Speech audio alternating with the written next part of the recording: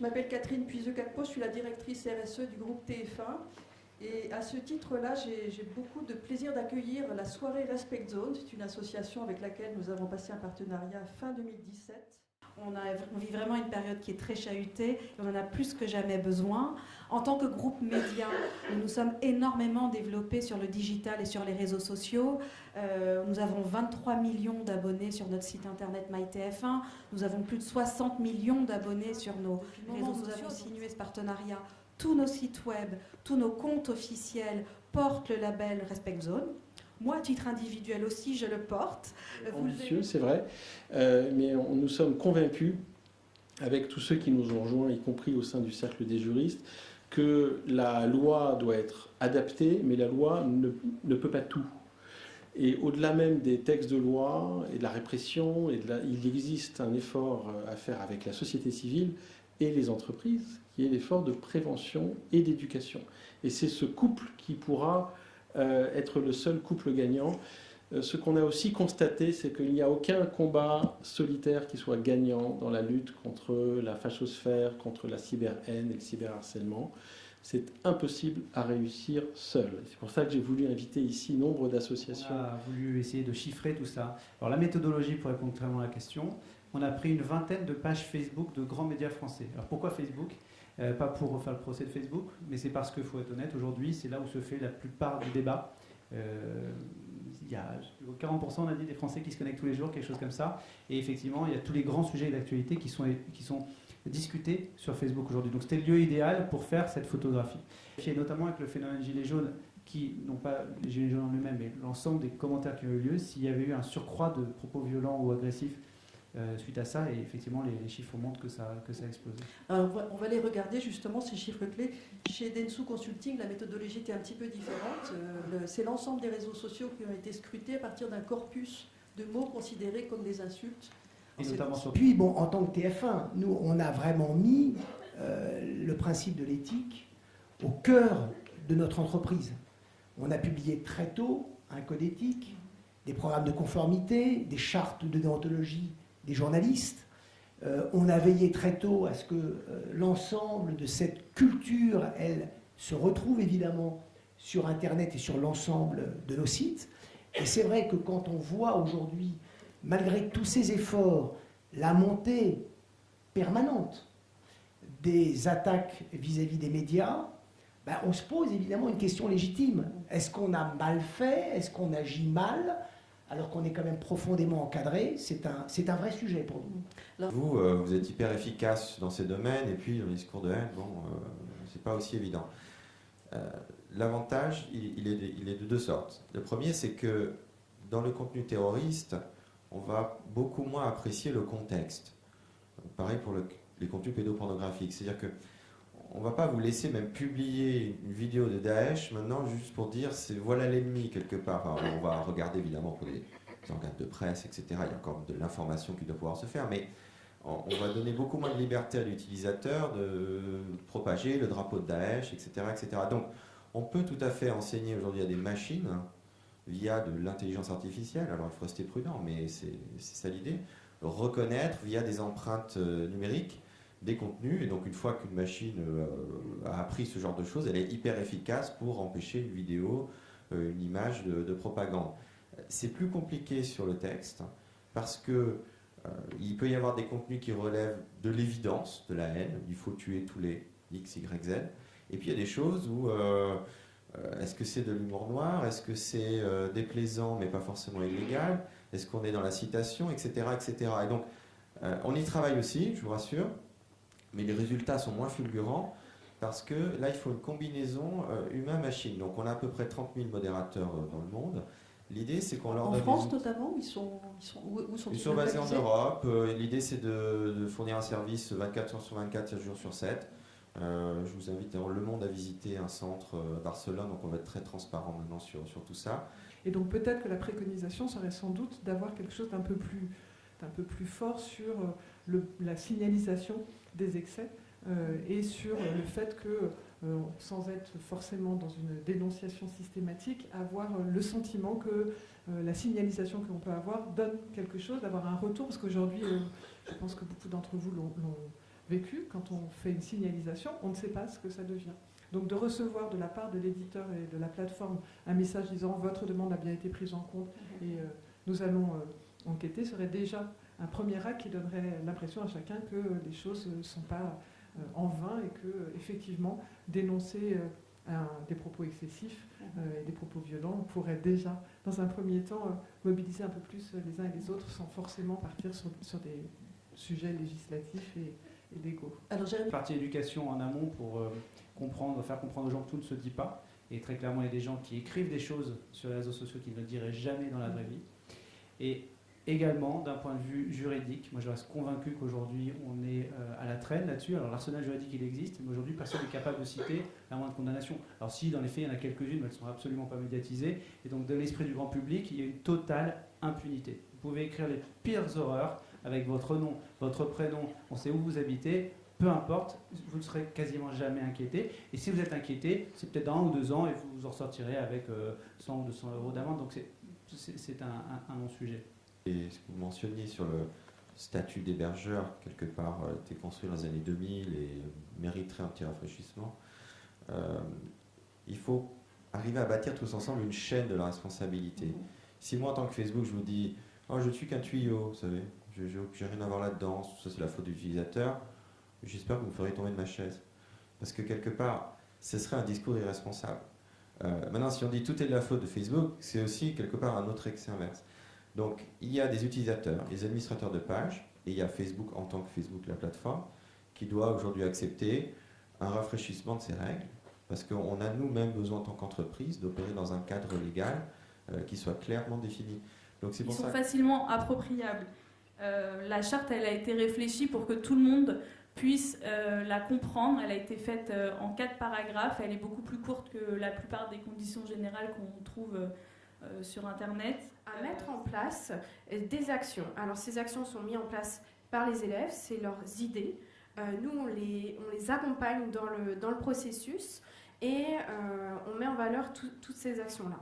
Donc on invite les élèves, on il y en a invite quelques-uns parmi nous que nous saluons particulièrement d'ailleurs.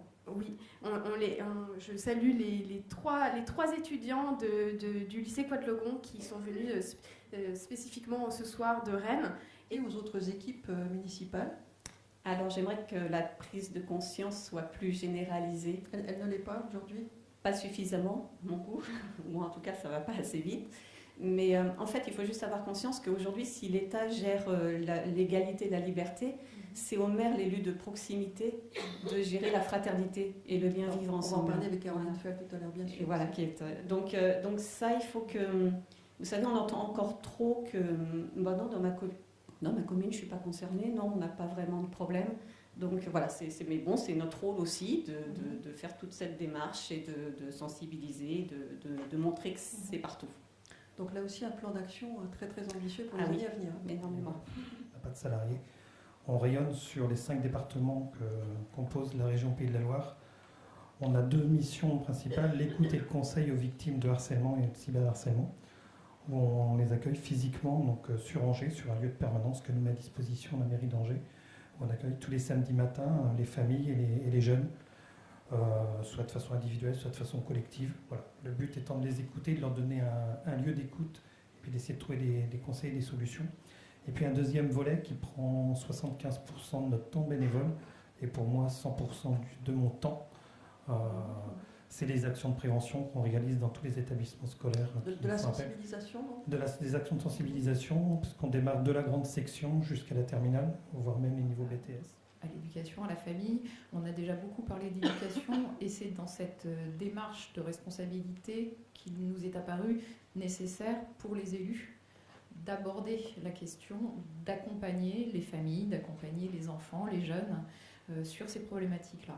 À partir de là, on est rentré dans une démarche plus globale qui va effectivement d'un appel d'offres qui est en cours en ce moment pour faire d'Angers un territoire intelligent à la mise en place d'un certain nombre d'actions très concrètes qui commencent dès la maternelle, soutenues par une association comme celle d'Olivier et par plusieurs autres partenaires sur le territoire, grâce auxquels on peut faire passer un certain nombre de messages. Angers, c'est 10 000 enfants dans les écoles publiques. Ça fait quelques enfants, quelques familles à toucher. C'est que chacun puisse, avec cette documentation, agir.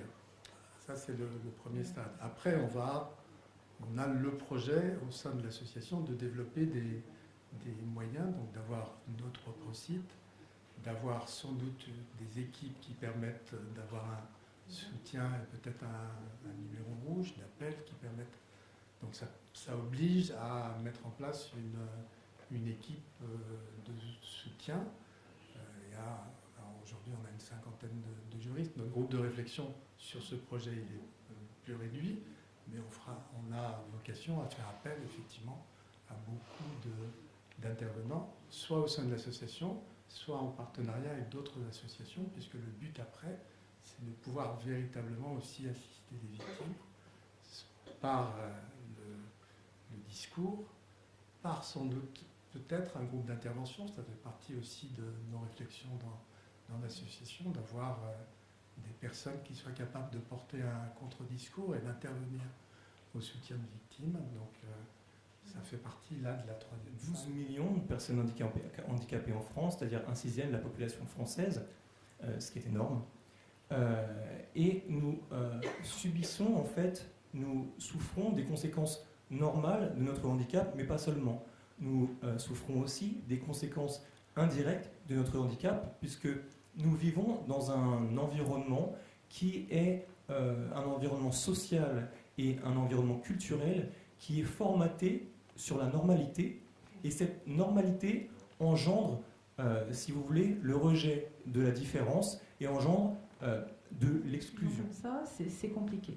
Donc on a développé deux choses. D'abord, le module handi de la charte Respect Zone. Et deuxièmement, un label d'accessibilité pour que justement les entreprises puissent afficher leurs actions et les efforts qu'on va développer avec Sébastien pour qu'elles puissent aider justement à cette accessibilité numérique.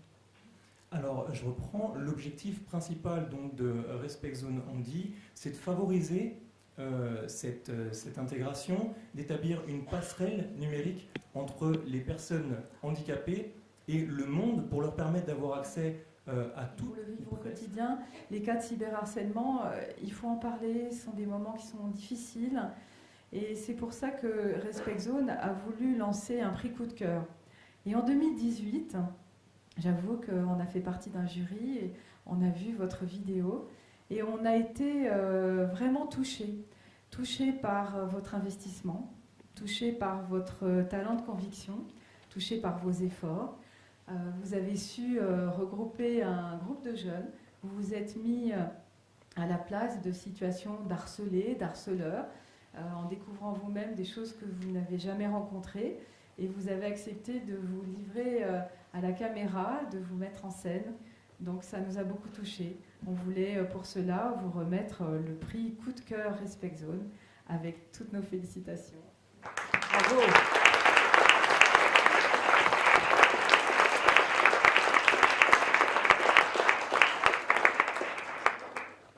Députée Constance Legris, qui vient de tweeter sur notre initiative ce soir, a eu le courage, c'est un mot que j'ai utilisé à l'égard de TF1, je le reprends ici, elle a eu le courage d'être la première élue au Parlement des Français à inscrire sur chaque bannière de ses réseaux sociaux, non pas juste le label, mais un espèce de petit médaillon extrêmement parlant et signifiant qui dit « j'ai signé la charte Respect Zone ». Je m'engage à respecter la charte Respect Zone sur toutes ses newsletters, son compte Twitter et sa page Facebook. Et son constat, comme tous ceux qui utilisent d'ailleurs le tag, c'est que quand on affiche le modèle du respect, qui est un peu comme un paradigme vertueux, on est beaucoup moins attaqué. Alors, ça serait intéressant qu'on le mesure avec ceux qui peuvent le mesurer. C'est pour ça qu'on cherche aussi à travailler avec des influenceurs et aussi avec ceux qui manient beaucoup de masse, avec la massification, c'est de montrer notre constat. C'est-à-dire qu'aujourd'hui, ce n'est pas scientifique. On n'a pas aujourd'hui, avec un laboratoire de recherche qui pourra nous dire que... Mais ce n'est pas très compliqué à mettre en place. Et on est convaincu, ce n'est pas juste une croyance, on est convaincu par les faits et par les effets que lorsqu'on montre sa capacité au respect, on inspire le respect et finalement on fait baisser le niveau de la haine. Il y a une semaine, j'ai eu la chance d'être contacté par le cabinet de Guillaume Pépi, qui a envie de signer la charte avec nous, avec la SNCF. Je trouverais très très intéressant qu'ensemble on puisse faire un travail online et offline. Des engagés comme une réserve du respect puissent constituer ce qui a été tout à fait bien évoqué par Éric Loveau plus tôt. C'est le fait de travailler sur cette exemplarité et aussi sur cette capacité à entraîner de l'inspiration pour créer ce qu'on pourrait appeler ensemble, il faudra que le cercle des juristes valide sur son antériorité en termes de disponibilité, mais ce qu'on pourrait appeler une respect squad.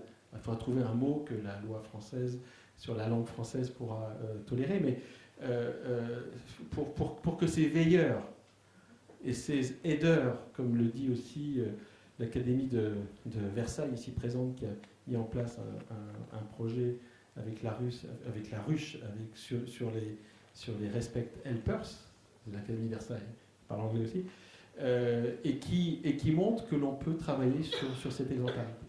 Alors, vous verrez que dans la liste des premiers 120 signataires, il y a des personnes qui viennent de beaucoup d'horizons. Je ne dis pas tous horizons, parce qu'on est loin de cette exhaustivité. Mais vous avez beaucoup de sportifs, de très très grands sportifs, et vous serez intéressés par voir cette liste de médaillés olympiques qui sont français et qui sont internationaux. Vous avez des avocats, vous avez des juristes, vous avez des chefs d'entreprise, vous avez des journalistes, dont certains qui refusent en général de signer la moindre pétition. Je pense, Véronique, à Jean-Michel Apathy, qui ne signe jamais rien. Et pour une fois, il dit, là, il faut signer. Sonia Mabrouk signe, Vanessa Burgraff signe, et puis, je l'espère, l'ensemble des personnes qui sont ici présentes à LCI et TF1 qui pourront rejoindre cet élan. J'ai répondu à cet appel parce que les avocats ne sont pas hors sol. Les avocats sont directement concernés, impliqués d'une part pour accompagner, réguler. Vous savez que nous, dans le cadre d'un partenariat avec le ministère de l'Éducation, nous avons cette année été dans les collèges pour parler de cyberharcèlement, pour expliquer, et nous avons pu constater que dans les classes, il y a toujours des situations de harcèlement, donc la sensibilisation fait partie de nos actions. Et le 4 octobre dernier, 1500 avocats sont allés dans 1500 classes pour évoquer le sujet. Donc nous sommes je vais livrer mon témoignage et vous expliquer pourquoi j'ai signé cet appel. Sachez que déjà c'est assez compliqué pour moi de vous livrer par rapport au contexte. J'ai été harcelé quand j'étais au collège pendant 2 longues années. Je me suis fait insulter, voler, taper dessus tous les jours, et ce pendant 2 ans.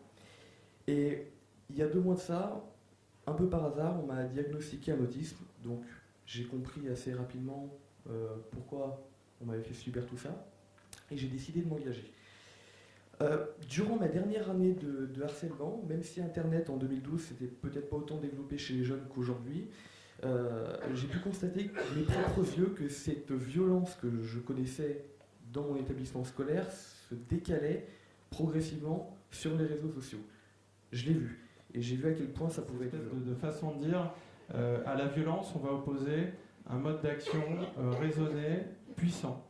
Parce qu'on n'est pas, quand on parle de souplesse, et ça c'est dans le livre de Philippe, souplesse ne veut pas dire mollesse.